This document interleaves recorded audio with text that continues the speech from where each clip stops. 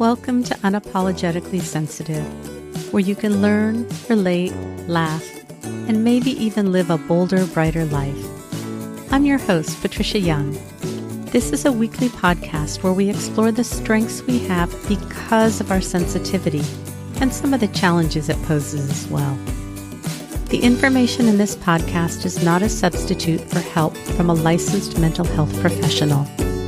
Hey there. To the creatives, healers, sensitives, and deep thinkers, welcome. How are you doing? I have not done a bonus episode in quite a while. I think I've only done 2 this year, which is really unusual. What I'm going to talk to you about in this episode is I'm going to be taking a pause from the podcast, and I'm not sure if it's a temporary or a permanent pause. I'm going to explain what's going on and why I'm doing it. I'm fine. Everything is fine. It's all good. But what I want to do is talk about the beliefs that came up for me when I realized that I wanted to take a pause. Some of the things that came up is I'm a quitter. I can't stick with things. What my intention and hope is that by taking this pause, I'm demonstrating self-care and self-love. I'm choosing me so I can flourish and have joy and reignite my creativity. And I'm hoping that this will model what's possible for you as well. COVID has been brutal. I don't think I need to say that more than once. What I noticed is, last year and this year, I've been tired. I've had no creativity. I couldn't read. I was not able to read a book because I think the trauma response from COVID was just so high that I couldn't focus. I didn't do any crafts. I didn't do any sewing. I do Zentangle. I've got all kinds of things here. And I just could not focus and had no creativity. And I was slogging along like many of you. I think that we have the ability to push through things, and it can be hard for us to listen. When do we need to slow down and when do we need to take a break? For those that have acute hearing, I forgot that I keep a little ticking clock on my desk here. I just moved it, so if you've been hearing the ticking, it's gone now. I did a consult with someone who was a longtime listener of the podcast since the beginning of the year. And this person said, on the podcast, you sound bright and cheerful, and I'm not getting that from you. And I said, you're right. It sucks for both of us. If I could go back and it happened again, I don't know that I would know to do it very differently. I think with COVID, we've all done the best that we can. It's been hard. We're so used to pushing through and doing whatever it takes, or at least for me, I just didn't really realize what a toll it was taking on me. Melissa Childs helps me with a lot of my business stuff, and she said during one of our weekly meetings, I need to talk to you about something. And when somebody says, I need to talk to you, how your heart goes like, oh gosh, what did I do wrong? What she said was, you need to take a break. And she could see that it was taking a toll on me. And the balanced part of who I am is light and fun and playful, just has a really good outlook. This last year plus, I've lost a lot of that. And I've prided myself in having a limited number of clients and what I thought was a schedule that really honored my highly sensitive needs, but it wasn't, because I'd work for 8 hours a day or more. I did not have boundaries around my email, and I would check my email constantly. I would respond to clients constantly. Nobody did anything wrong. I have this really strong need for connection and engagement. It's my high sensation seeker. And I think with COVID, losing a lot of that in-person contact, is trying to find connection in other places because the whole year has been wonky. And it just wasn't working for me. And so I've been in the process this last couple of months of trying to figure out what fills me up. What do I need to let go of? I do know that initially I was really excited about finding guests and having all these ideas for the podcast. That may come back to me, but the act of having to find guests has been challenging. And because I'm so particular about who is on the podcast and wanting it to be a good fit for you, it's not uncommon for people to approach me, but if I don't know their work, it's more work for me to have to go and figure out what their content is and if they're a good fit for you. I'm realizing that this is one of the barriers to having episodes because I need to have people that I'm interested in. Before COVID, I listened to all kinds of podcasts and was exposed to all kinds of people, and it gave me lots of ideas for guests to have. And so Again, I don't know if this is going to shift or not, but I just want to be transparent with you about what's working and what's not. So some of the things that I did is I started by adding an autoresponder on my email and saying that these are the days and times that I respond to messages, and just let that be. I've been much more mindful about how often I check email, how often I go on social media, what is it that I'm looking for. Again, I have that strong need for connection, and so I'm often just wanting to get connection. The other thing that I've been doing is I've been really mindful about when I go on social media, not only when I go, but for posting. My gremlins are going off that I'm being incoherent. I usually don't write notes, and because I wanted to make sure that I conveyed everything, I have 5 pages of notes. And so I feel like I'm not speaking as spontaneously because I want to remember everything. And so I'm going to go back to my motto that done is better than perfect. But what I saw is, like, even for social media, for posting for this podcast, I have to make 10 social media posts a week, and they're all unique and individual. I don't use an auto scheduler. I tried that. It didn't work. I found one that I was paying for, but it didn't cover all the social media bases. It's just a lot of energy. And so when I go to post, I ask, like, do I want to post? And if I don't, I just don't. I'm really trying to tune into what is it that I'm needing. And there's a part of me that loves having a project. I love being hyper-focused. I'm kind of like a dog with a bone. And if I don't have something good to chew on, I'm going to chew up all the furniture and dig holes in the backyard. The other thing that I started thinking about is I'm 57 years old. So chances are my life is more than half over. And I don't mean this in a dismal way, but it really got me reflecting on what is important to me. You know, I know we hear these cliches all the time about, what's going to be important when you die. And I was really looking at how much joy do I have in my life? Not enough. How much play and fun do I have? Not enough. And family is really important to me. When I started this podcast, making a difference was really important. And I'm still running the online HSP courses. My plan is to continue them. They are so incredibly powerful. And so I'm looking at how do I want to make a difference, and how much energy and output goes into things, and how much input is coming in, and where do I need to find that balance? And what things am I going to do to honor myself? So I want to tell you that the last couple months, I was fortunate enough that I had enough podcast recordings set up to go through, I think, mid-April. And I've been taking the last month or two to really think about what is it that I'm wanting. And I want to talk to you about some of the things that I've been doing for myself, and think about where are you at in your life. At the end of this, I have some questions I'm going to ask you so that you can kind of determine where are you at in your life and your level of satisfaction, and where's your sense of balance. I think many of us are still really out of whack with COVID, especially if we've had financial impact, if we're having to work from home, if we're having to take care of kids from home. I also recognize that I come from a place of privilege. It's not my intention to be insensitive to those of you that are suffering and struggling with things that I'm not. I just want to name that that's what's going on. We took a vacation. It had been 2 years since we took a vacation. And obviously with COVID, we didn't want to go anywhere.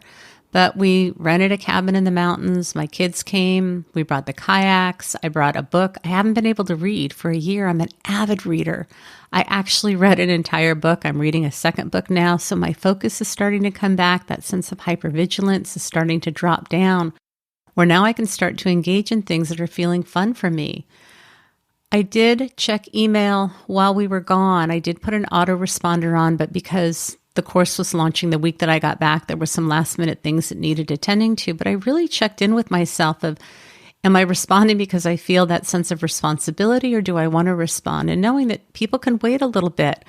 So many of us are wired for that sense of responsibility that we often override what we need because of that sense of duty and obligation. Is that true for you? I also decided what my work hours are. I put an autoresponder on my email. With social media, I asked myself, do I want to post? And I noticed that I'm posting way more pictures now that it's springtime, of pictures and more kayaking clips when I'm out paddling. I'm not doing the heavy media content that I was for a while.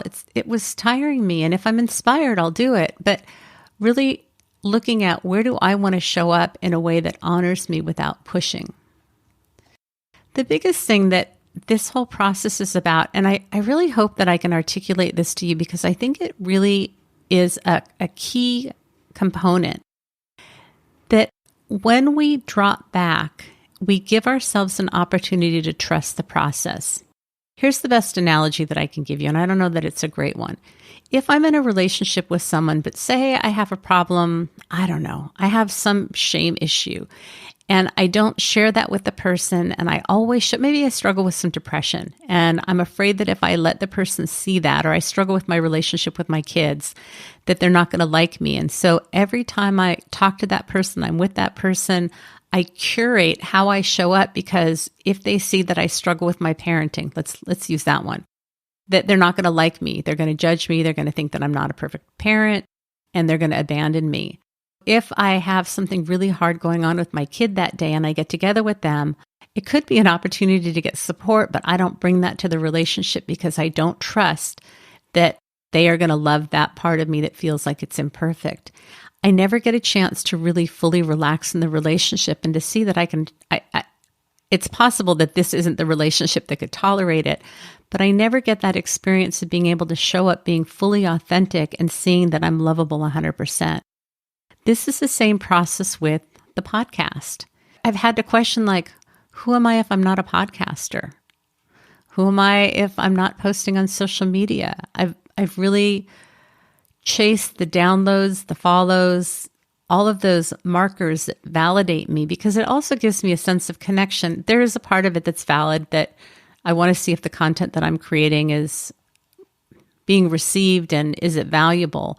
But there's also a part of me that feels like if I don't post, will I lose followers? If I don't create new content, will people stop listening? And it may happen. And if it does, can I survive? Yeah. And it gets me off of that constantly chasing the next follow, the next episode, the next whatever it is. And I don't feel like I did that so much with the podcast, but it really was a lot of work. And I have to say that since I haven't been recording interviews and thinking about recording this episode, all of a sudden it feels like it's a lot of work. At this point, I don't think that I'm going to have my editor, Shelly Aaron. Thank you so much, from Shelly Aaron Productions, who has produced a number of the episodes and edited them. It has made my job so much easier, and I really appreciate it. And to my son, Daniel Young, who's also edited a number of the episodes, it has really made things easier. But it's like one of those things that I've been doing it for 2.5 years and then not having done it for a while. And my plan is to put this episode together myself. I feel like, oh man, it's so much work. Got to record it, and then I got to edit it, and then I got to put the music for the intro and the outro, and then I got to write the show notes, and then I got to load it up. And, it's like I've been doing this, and all of a sudden taking a break, I'm like, man, that's a lot of work. And it has been a lot of work. I have released, let's see, I wrote it down here, a total of 207 episodes in the last 2.5 years. As of today, I have close to 310,000 downloads.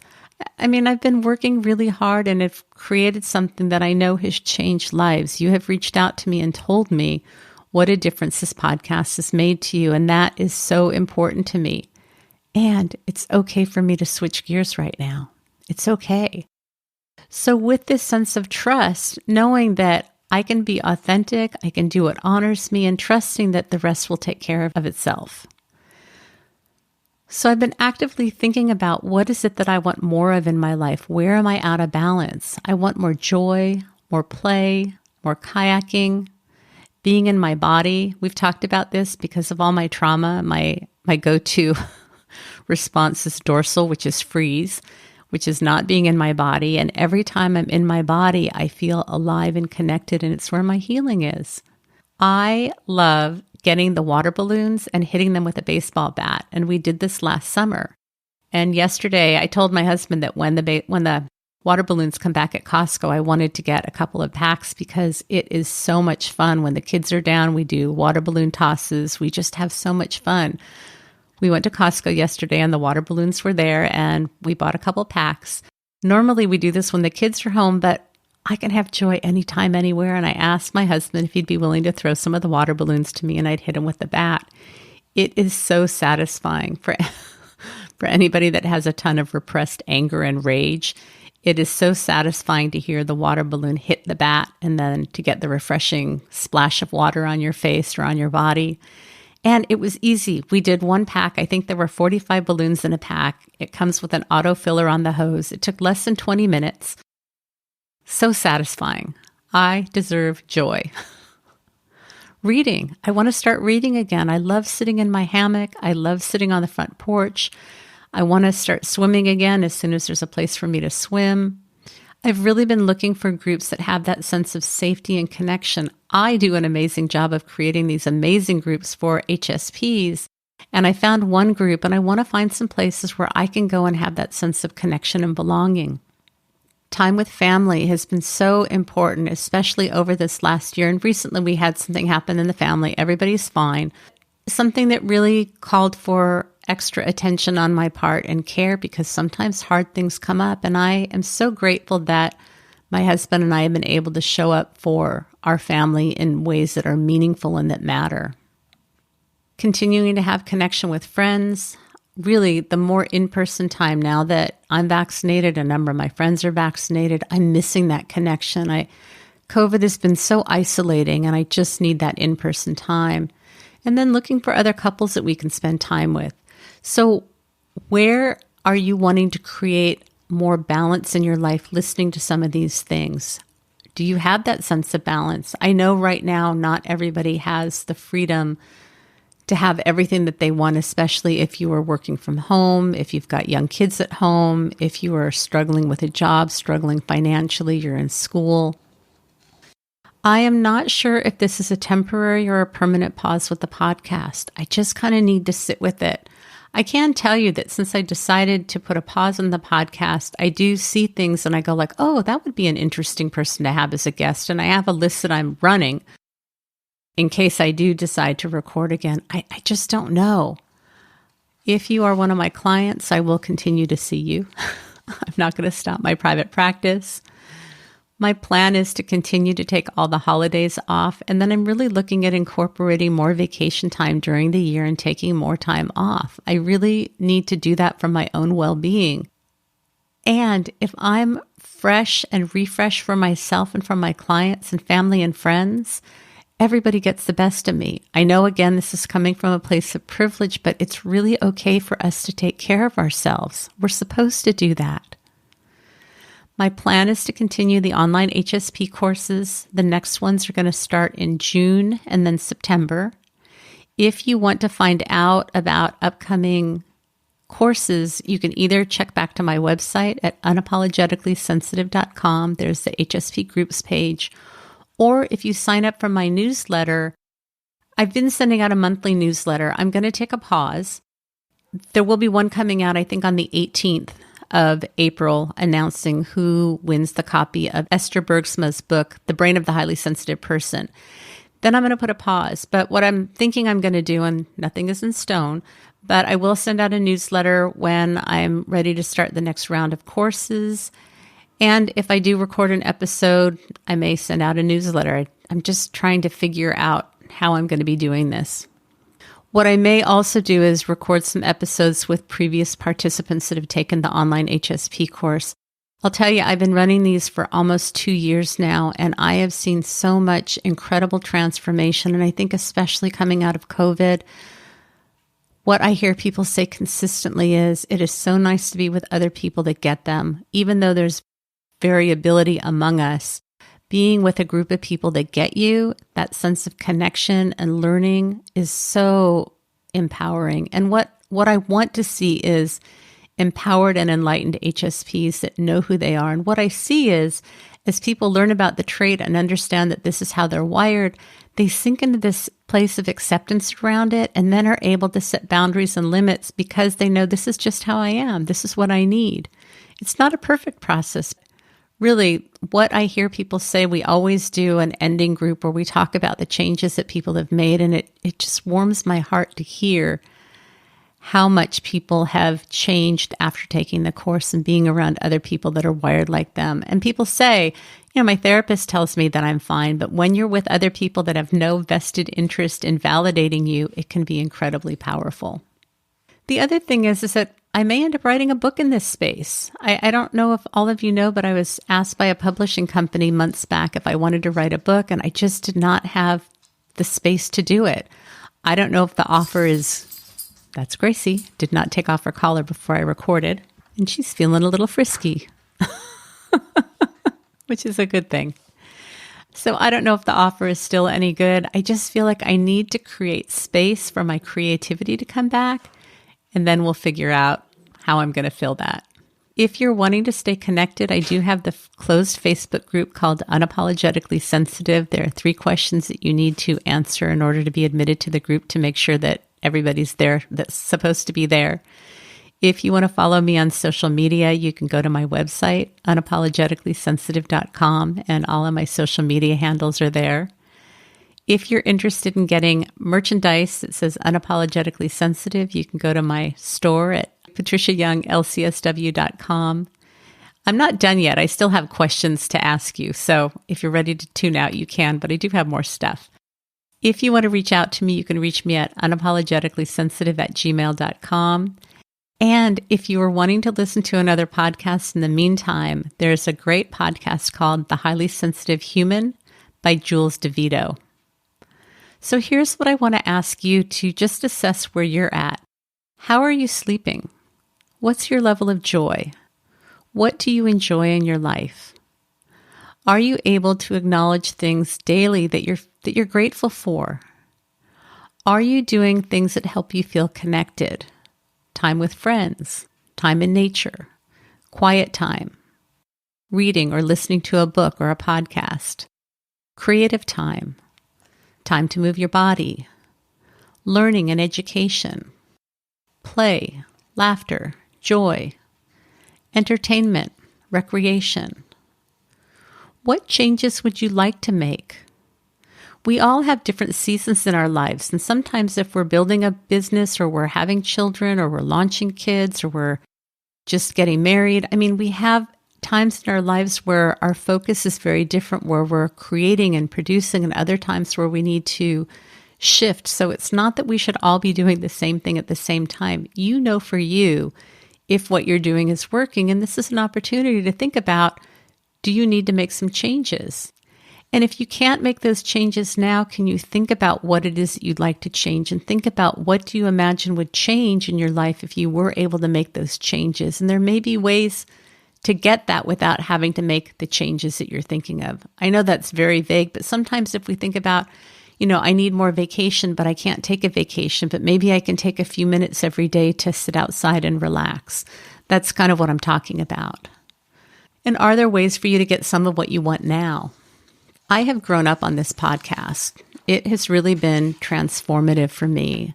I found my voice. I learned that I have valuable things to share and offer. I love talking with other people. This has just been an amazing process. And I think about, what will it be if I'm not a podcaster? And is that okay? What I'm seeing with COVID is it really has contracted us. And in many ways, COVID has been helpful because it helped us slow down. It helped us work from home. It really nurtured some of the things that is sensitives and creatives that we need. But I really started wondering during some of this time, like, maybe I am an introvert. Maybe I do have social anxiety. I have felt more isolated and lonely and disconnected. Some of my relationships have thrived. Some of them have suffered. This has just been a really hard time for many of us. Many of us have had hypervigilance. Any of us were germaphobes to start out with. I'll tell you, during the height of COVID, I just was really fearful and really concerned for my safety. That's exhausting. It's exhausting. It changed me. And even now when I go out, if somebody, it's like, this is a health crisis we're having. It's not political. And I just always feel so concerned to say something. I'm just going to say it. If I go out and somebody is wearing the mask under their nose, it frustrates me. It makes me angry. It brings up that sense of justice and unfairness. And it triggers a part of me that is not creating peace and harmony for myself. So it hurts me when I go into this place, and I'm naming it because what used to be positive interactions with people when we went out We may not have that now. I've talked a lot about when I go out and walk the dog, are you going to move? Am I going to move? We go somewhere and people have masks or they're not wearing them properly. That impacts us. It changes how we relate to the world in that sense of ease and connection. And if we don't have those things that we're feeling fearful or worried about, we connect with people, and this is impacting our need to connect and to feel safe. This last year plus, we've been experiencing collective trauma. We may not all be traumatized, but it's trauma. The uncertainty, it's been prolonged. We have never lived through anything like this before. There's hope now because of the vaccine, if you believe in the vaccine. But with the new strains, we just don't know, and it has impacted most of us. And then there's this slow process of learning to reintegrate. If you do get vaccinated and you choose to be around someone else that's vaccinated, we're used to keeping distance, we're used to being outdoors. There's this whole reintegration process. There also is a greater opportunity for connection and joy. With spring, there's a sense of renewal, new beginnings, hope, thinking about what we want, either creating that or dreaming about where is it that we want to be heading so that we can create that sense of brightness for the future. I've always done my best to be transparent with you. My hope is that I'm modeling what self-care looks like. It's okay to change our minds. It's okay to pivot. It's okay to choose and re-choose. That there is no sense of failure in this, that I chose to create a podcast for a specific purpose, and I did an amazing job at it. And whether I continue or not, I don't know. And what I want to know is that for the time that I did it, I created something that is beautiful and irreplaceable.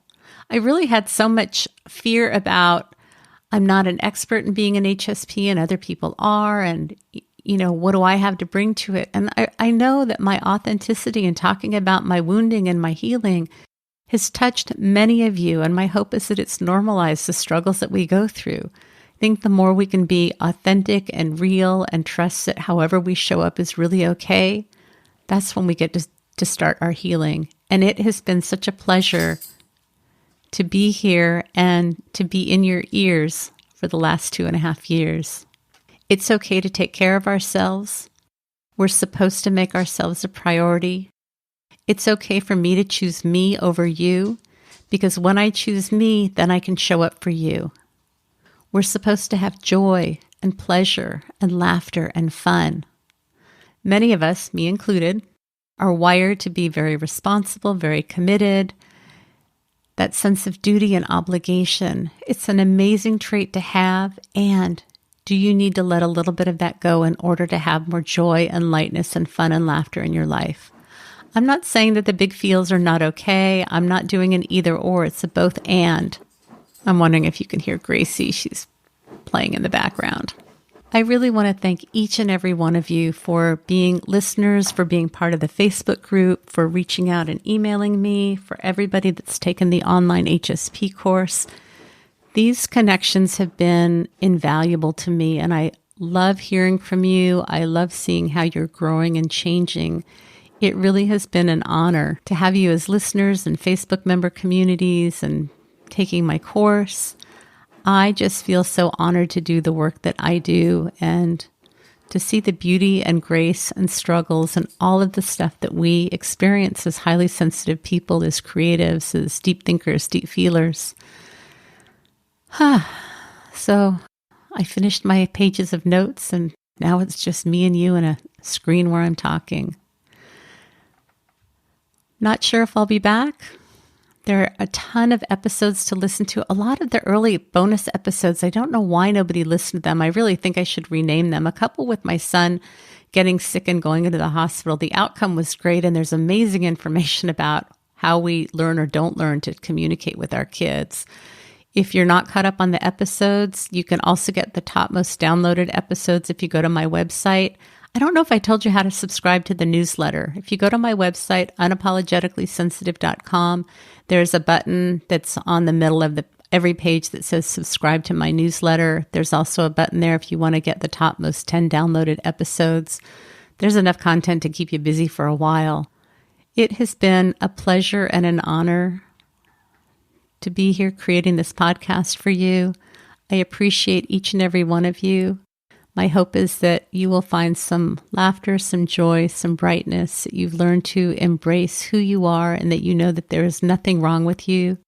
You have a right to all of your feelings, that you have amazing gifts and strengths to offer the world. It's just been a pleasure. Signing off for now.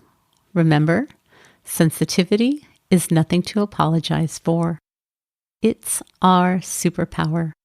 Have a blessed day.